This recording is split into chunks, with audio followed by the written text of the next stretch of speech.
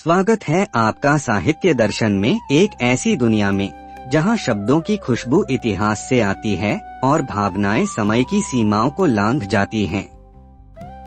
यहां हम लेकर आते हैं हिंदी साहित्य के उन महान रचनाकारों की कालजयी कहानियां जिन्होंने अपने शब्दों से संवेदनाओं की एक अमर दुनिया रच दी। प्रेमचंद, महादेवी वर्मा, रविंद्रनाथ ठाकुर जैसे साहित्यिक सितारों की अनमोल रचनाएं अब आपकी आवाज में, आपकी दुनिया में। आइए इस साहित्यिक यात्रा में हमारे साथ चलिए, जहां हर कहानी एक नया दर्शन कराती है। अगर आप भी शब्दों की इस जादुई दुनिया से प्रेम करते हैं तो हमारे चैनल साहित्य दर्शन को जरूर सब्सक्राइब करें। आइए मिलकर साहित्य के इस अनमोल खजाने को नई पीढ़ी तक पहुंचाएं। साहित्य दर्शन, शब्दों में बसी आत्मा की खोज। तो आज हम सुनेंगे मुंशी प्रेमचंद की प्रसिद्ध कहानी नमक का दरोगा। जब नमक का नया विभाग बना और ईश्वर प्रदत्त वस्तु के व्यवहार करने का निषेध हो गया तो लोग चोरी छिपे इसका व्यापार करने लगे। अनेक प्रकार के छल प्रपंचों का सूत्रपात हुआ। कोई घूस से काम निकालता था, कोई चालाकी से। अधिकारियों के पौबारह थे। पटवारीगिरी का सर्वसम्मानित पद छोड़कर लोग इस विभाग की बरकंदाजी करते थे। इसके दारोगा पद के लिए तो वकीलों का भी जी ललचाता था। यह वह समय था जब अंग्रेजी शिक्षा और ईसाई मत को लोग एक ही वस्तु समझते थे। फारसी का प्राबल्य था। प्रेम की कथाएं और श्रृंगार रस के काव्य पढ़कर फारसीदा लोग सर्वोच्च पदों पर नियुक्त हो जाया करते थे। मुंशी वंशीधर भी जुलेखा की विरहकथा समाप्त करके मजनू और फरहाद के प्रेम वृत्तांत को नल और नील की लड़ाई और अमेरिका के आविष्कार से अधिक महत्व की बातें समझते हुए रोजगार की खोज में निकले। उनके पिता एक अनुभवी पुरुष थे। समझाने लगे, बेटा, घर की दुर्दशा देख रहे हो, इनके बोझ से दबे हुए हैं। लड़कियां हैं, वे घासपूस की तरह बढ़ती चली जाती हैं। मैं कगारे पर का वृक्ष हो रहा हूँ, न मालूम कब गिर पड़ूं। अब तुम ही घर के मालिक मुख्तार हो। नौकरी में ओहदे की ओर ध्यान मत देना, यह तो पीर का मजार है। निगाह चढ़ावे और चादर पर रखनी चाहिए। ऐसा काम ढूंढना जहाँ कुछ ऊपरी आय हो। मासिक वेतन तो पूर्णमासी का चांद है जो एक दिन दिखाई देता है और घटते घटते लुप्त हो जाता है। ऊपरी आय बहता हुआ स्रोत है जिससे सदैव प्यास बुझती है। वेतन मनुष्य देता है, इसी से उसमें वृद्धि नहीं होती। ऊपरी आमदनी ईश्वर देता है, इसी से उसकी बरकत होती है। तुम स्वयं विद्वान हो, तुम्हें क्या समझाऊं। इस विषय में विवेक की बड़ी आवश्यकता है। मनुष्य को देखो, उसकी आवश्यकता को देखो और अवसर को देखो, उसके उपरांत जो उचित समझो करो। गर्ज वाले आदमी के साथ कठोरता करने में लाभ ही लाभ है, लेकिन बेगर्ज को दांव पर पाना जरा कठिन है। इन बातों को निगाह में बांध लो, यह मेरी जन्म भर की कमाई है। इस उपदेश के बाद पिताजी ने आशीर्वाद दिया। वंशीधर आज्ञाकारी पुत्र थे। ये बातें ध्यान से सुनी और तब घर से चल खड़े हुए। इस विस्तृत संसार में उनके लिए धैर्य अपना मित्र, बुद्धि अपनी पथ प्रदर्शक और आत्मावलंबन ही अपना सहायक था। लेकिन अच्छे शकुन से चले थे। जाते ही जाते नमक विभाग के दारोगा पद पर प्रतिष्ठित हो गए। वेतन अच्छा और ऊपरी आय का तो ठिकाना ही न था। वृद्ध मुंशी जी को सुख संवाद मिला तो फूले न समाये। महाजन कुछ नर्म पड़े, कलवार की आशालता लहलहाई। पड़ोसियों के हृदय में शूल उठने लगे। जाड़े के दिन थे और रात का समय। नमक के सिपाही चौकीदार नशे में मस्त थे। मुंशी वंशीधर को यहाँ आए अभी 6 महीनों से अधिक न हुए थे, लेकिन इस थोड़े समय में ही उन्होंने अपनी कार्यकुशलता और उत्तम आचार से अफसरों को मोहित कर लिया था। अफसर लोग उन पर बहुत विश्वास करने लगे। नमक के दफ्तर से 1 मील पूर्व की ओर जमुना बहती थी, उस पर नावों का एक पुल बना हुआ था। दारोगा जी किवाड़ बंद किए मीठी नींद सो रहे थे। अचानक आंख खुली तो नदी के प्रवाह की जगह गाड़ियों की गड़गड़ाहट तथा मल्लाहों का कोलाहल सुनाई दिया। उठ बैठे। इतनी रात गए गाड़ियां क्यों नदी के पार जाती हैं? अवश्य कुछ न कुछ गोलमाल है। तर्क ने भ्रम को पुष्ट किया। वर्दी पहनी, तमंचा जेब में रखा और बात की बात में घोड़ा बढ़ाए हुए पुल पर आ पहुँचे। गाड़ियों की एक लंबी कतार पुल के पार जाती देखी। डांटकर पूछा, किसकी गाड़ियां हैं? थोड़ी देर तक सन्नाटा रहा। आदमियों में कुछ कानाफूसी हुई, तब आगे वाले ने कहा, पंडित अलोपीदीन की। कौन पंडित अलोपीदीन? दातागंज के मुंशी वंशीधर चौंके। पंडित अलोपीदीन इस इलाके के सबसे प्रतिष्ठित जमींदार थे। लाखों रुपए का लेन देन करते थे। इधर छोटे से बड़े कौन ऐसे थे जो उनके नी न हो। व्यापार भी बड़ा लंबा चौड़ा था। बड़े चलते पुर्जे आदमी थे। अंग्रेज अफसर उनके इलाके में शिकार खेलने आते और उनके मेहमान होते। 12 मास सदाव्रत चलता था। मुंशी ने पूछा, गाड़ियां कहाँ जाएंगी? उत्तर मिला, कानपुर।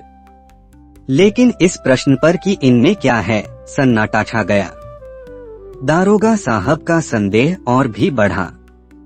कुछ देर तक उत्तर की बाट देखकर वह जोर से बोले, क्या तुम सब गूंगे हो गए हो? हम पूछते हैं, इनमें क्या लदा है?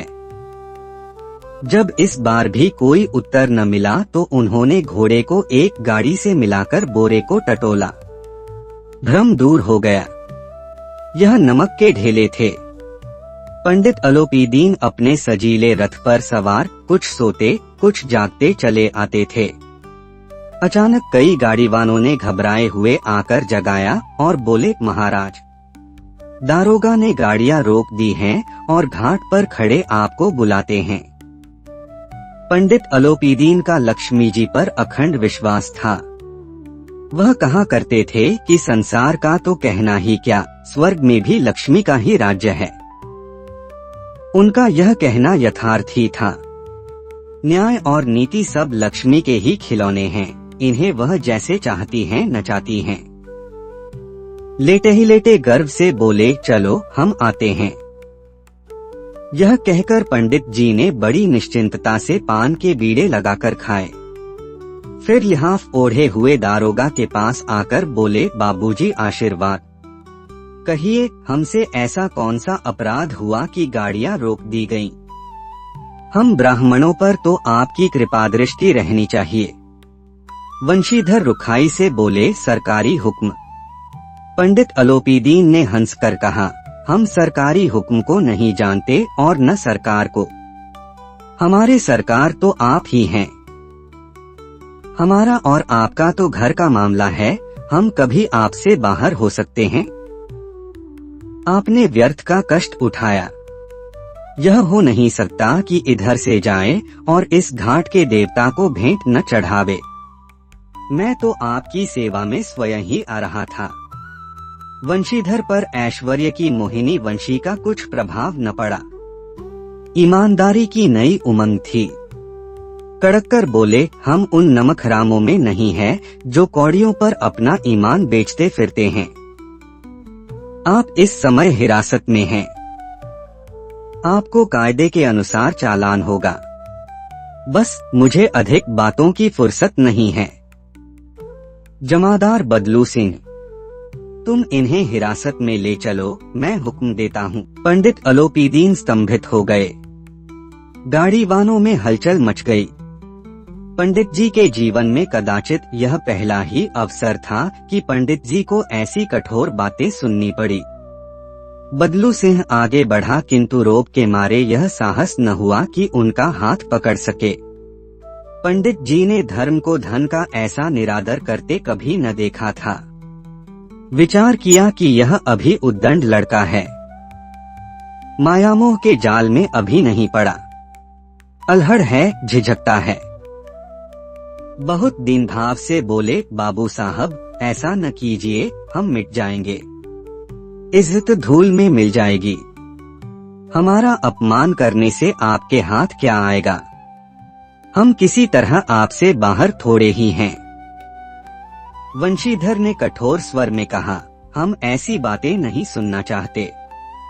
अलोपीदीन ने जिस सहारे को चट्टान समझ रखा था, वह पैरों के नीचे खिसकता हुआ मालूम हुआ। स्वाभिमान और धन ऐश्वर्य की कड़ी चोट लगी, किंतु अभी तक धन की सांख्यिक शक्ति का पूरा भरोसा था। अपने मुख्तार से बोले, लाला जी, 1000 के नोट बाबू साहब की भेंट करो, आप इस समय भूखे सिंह हो रहे हैं। वंशीधर ने गर्म होकर कहा, 1000 नहीं, 1,00,000 भी मुझे सच्चे मार्ग से नहीं हटा सकते। धर्म की इस बुद्धिहीन दृढ़ता और देवदुर्लभ त्याग पर मन बहुत झुंझलाया।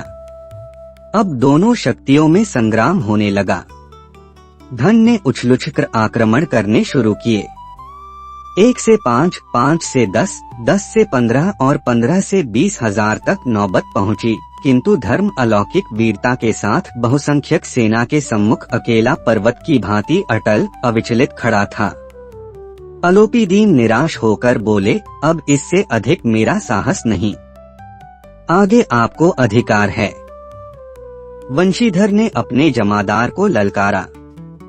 बदलू सिंह मन में दारोगाजी को गालियां देता हुआ पंडित अलोपीदीन की ओर बढ़ा। पंडित जी घबराकर 2-3 कदम पीछे हट गए। अत्यंत दीनता से बोले, बाबू साहब, ईश्वर के लिए मुझ पर दया कीजिए, मैं 25,000 पर निपटारा करने का तैयार हूँ। असंभव बात है। 30,000 पर? किसी तरह भी संभव नहीं। क्या 40,000 पर भी नहीं? 40,000 नहीं, 40 लाख पर भी असंभव है। बदलू सिंह, इस आदमी को हिरासत में ले लो।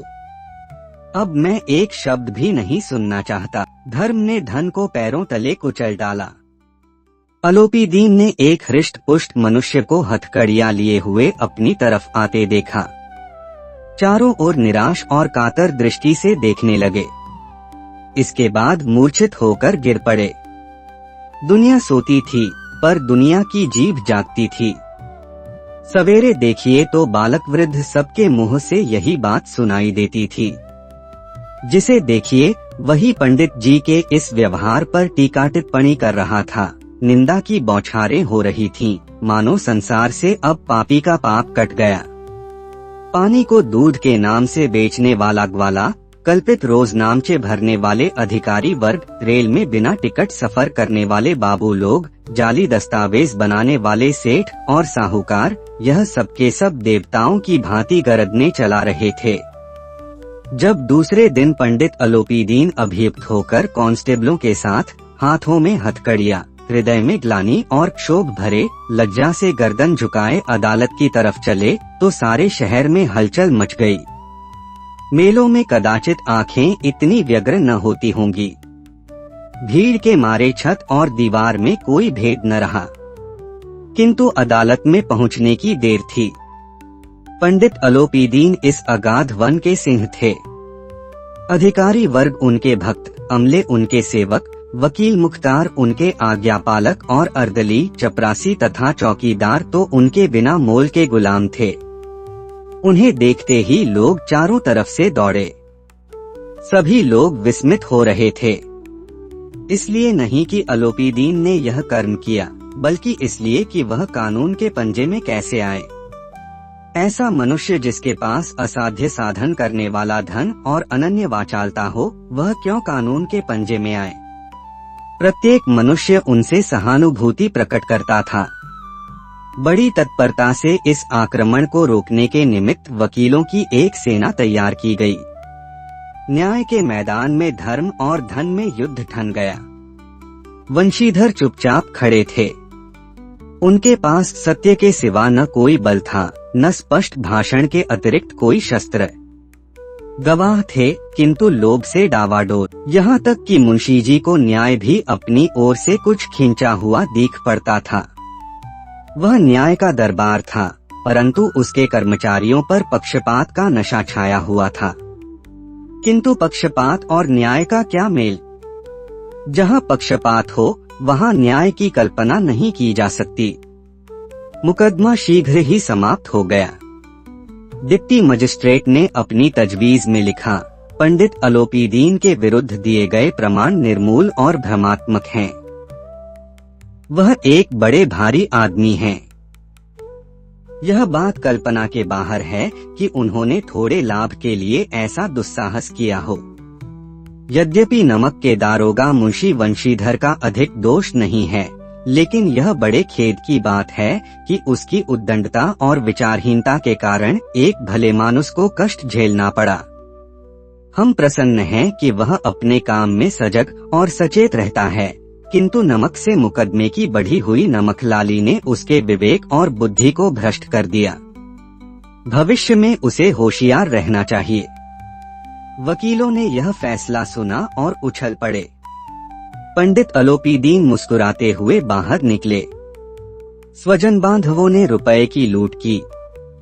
उदारता का सागर उमड़ पड़ा। उसकी लहरों ने अदालत की नींव तक हिला दी। जब वंशीधर बाहर निकले तो चारों ओर उनके ऊपर व्यंग्य बाणों की वर्षा होने लगी। चपरासियों ने झुक झुक कर सलाम किए, किंतु इस समय एक एक कटुवाक्य, एक एक संकेत उनकी गर्वाग्नि को प्रज्वलित कर रहा था। कदाचित इस मुकदमे में सफल होकर वह इस तरह अकड़ते हुए न चलते। आज उन्हें संसार का एक खेदजनक विचित्र अनुभव हुआ। न्याय और विद्वत्ता, लंबी चौड़ी उपाधियां, बड़ी बड़ी दाढ़ियां, ढीले चोंगे एक भी सच्चे आदर का पात्र नहीं है। वंशीधर ने धन से बैर मोल लिया था, उसका मूल्य चुकाना अनिवार्य था। कठिनता से 1 सप्ताह बीता होगा कि मुअत्तली का परवाना आ पहुंचा। कार्यप्रायणता का दंड मिला। बेचारे भग्न हृदय, शोक और खेद से व्यथित घर को चले। बूढ़े मुंशी जी तो पहले ही से कुड़बुड़ा रहे थे कि चलते चलते इस लड़के को समझाया था, लेकिन इसने एक न सुनी। सब मनमानी करता है। हम तो कलवार और कसाई के तगादे सहें, बुढ़ापे में भगत बनकर बैठें और वहाँ बस वही सूखी तनख्वाह। हमने भी तो नौकरी की है और कोई ओहदेदार नहीं थे, लेकिन काम किया, दिल खोल कर किया और आप ईमानदार बनने चले हैं। घर में चाहे अंधेरा हो, मस्जिद में अवश्य दिया जलाएंगे। खेद ऐसी समझ पर पढ़ना लिखना सब अकारत गया। इसके थोड़े ही दिनों बाद जब मुंशी वंशीधर इस दुरावस्था में घर पहुँचे और बूढ़े पिताजी ने समाचार सुना तो सिर पीट लिया। बोले, जी चाहता है कि तुम्हारा और अपना सिर फोड़ लूं। बहुत देर तक पछताप छताकर हाथ मलते रहे। क्रोध में कुछ कठोर बातें भी कहीं, और यदि वंशीधर वहां से टल न जाता तो अवश्य ही यह क्रोध विकट रूप धारण करता। वृद्ध माता को भी दुख हुआ। जगन्नाथ और रामेश्वर यात्रा की कामनाएं मिट्टी में मिल गईं। पत्नी ने कई दिनों तक सीधे मुंह बात तक नहीं की। इसी प्रकार 1 सप्ताह बीत गया। संध्या का समय था। बूढ़े मुंशी जी बैठे बैठे राम नाम की माला जप रहे थे। इसी समय उनके द्वार पर सजा हुआ रथ आकर रुका। हरे और गुलाबी पर्दे, पछिए बैलों की जोड़ी, उनकी गर्दनों में नीले धागे, सींग पीतल से जुड़े हुए। कई नौकर लाठियां कंधों पर रखे साथ थे। मुंशी जी अगवानी को दौड़े। देखा तो पंडित अलोपीदीन हैं। झुककर दंडवत की और लल्लो चप्पो की बातें करने लगे। हमारा भाग्य उदय हुआ जो आपके चरण इस द्वार पर आए। आप हमारे पूज्य देवता हैं। आपको कौन सा मुंह दिखावें, मुंह में तो कालिख लगी हुई है। किंतु क्या करें, लड़का अभागा कपूत है, नहीं तो आपसे क्यों मुंह छिपाना पड़ता। ईश्वर निस्संतान चाहे रखे, पर ऐसी संतान न दे। अलोपीदीन ने कहा, नहीं भाई साहब, ऐसा न कहिए। मुंशी जी ने चकित होकर कहा, ऐसी संतान को और क्या कहूँ। अलोपीदीन ने वात्सल्यपूर्ण स्वर में कहा, कुलतिलक और पुरखों की कीर्ति उज्जवल करने वाले संसार में ऐसे कितने धर्मप्रायण मनुष्य हैं जो धर्म पर अपना सब कुछ अर्पण कर सकें। पंडित अलोपीदीन ने वंशीधर से कहा, दारोगा जी, इसे खुशामद न समझिए। खुशामद करने के लिए मुझे इतना कष्ट उठाने की जरूरत न थी। उस रात को आपने अपने अधिकार बल से अपनी हिरासत में लिया था, किंतु आज मैं स्वेच्छा से आपकी हिरासत में आया हूँ। मैंने हजारों रईस और अमीर देखे, हजारों उच्च पदाधिकारियों से काम पड़ा, किंतु परास्त किया तो आपने। मैंने सबको अपना और अपने धन का गुलाम बनाकर छोड़ दिया। मुझे आज्ञा दीजिए कि आपसे कुछ विनय करूं। वंशीधर ने अलोपीदीन को आते देखा तो उठकर सत्कार किया, किंतु स्वाभिमान सहित। समझ गए कि यह महाशय मुझे लज्जित करने और जलाने आए हैं। क्षमा प्रार्थना की चेष्टा नहीं की, वरन उन्हें अपने पिता की यह ठकुर सुहाती की बात असह्य सी प्रतीत हुई। पर पंडित जी की बातें सुनी तो मन की मैल मिट गई। पंडित जी की ओर उड़ती हुई दृष्टि से देखा, सद्भाव झलक रहा था। गर्व ने अब लज्जा के सामने सिर झुका दिया। शर्माते हुए बोले, यह आपकी उदारता है जो ऐसा कहते हैं। मुझसे जो कुछ अविनय हुई है उसे क्षमा कीजिए।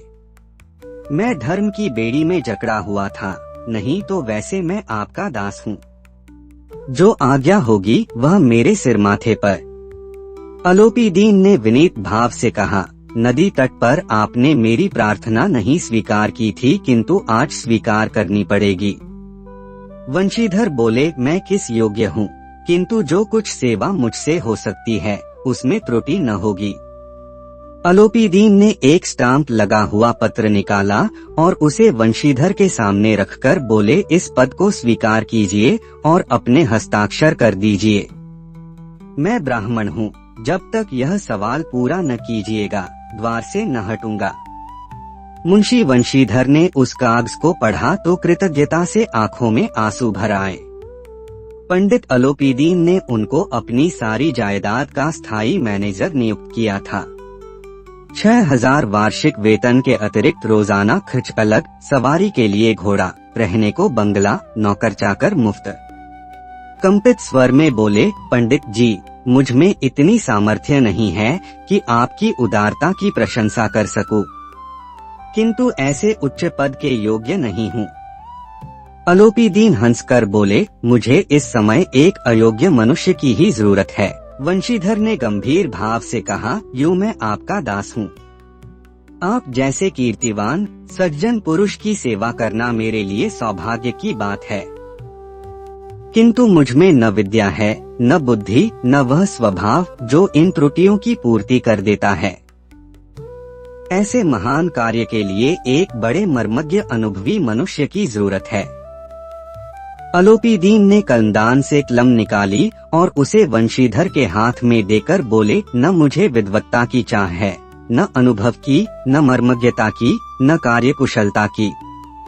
इन गुणों के महत्व का परिचय खूब पा चुका हूँ।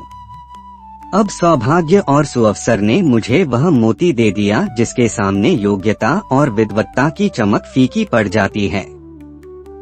यह कलम लीजिए, अधिक सोच विचार न कीजिए, दस्तखत कर दीजिए। परमात्मा से यही प्रार्थना है कि वह आपको सदैव वही नदी के किनारे वाला बेमुरौवत, उद्दंड, कठोर परंतु धर्मनिष्ठ दारोगा बनाए रखे। वंशीधर की आंखें डबडबा आईं। हृदय के संकुचित पात्र में इतना एहसान न समा सका। एक बार फिर पंडित जी की ओर भक्ति और श्रद्धा की दृष्टि से देखा और कांपते हुए हाथ से मैनेजरी के कागज पर हस्ताक्षर कर दिए। अलोपीदीन ने प्रफुल्लित होकर उन्हें गले लगा लिया। आपका समय, आपकी संवेदनाएं और आपकी उपस्थिति साहित्य दर्शन के लिए अनमोल हैं।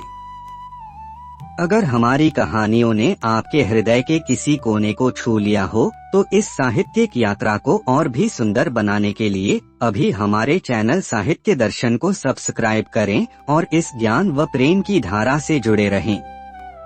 अपनी राय, सुझाव और पसंदीदा कहानियाँ हमारे साथ कमेंट में साझा करें, क्योंकि साहित्य दर्शन सिर्फ कहानियाँ नहीं सुनाता बल्कि दिलों को जोड़ता है।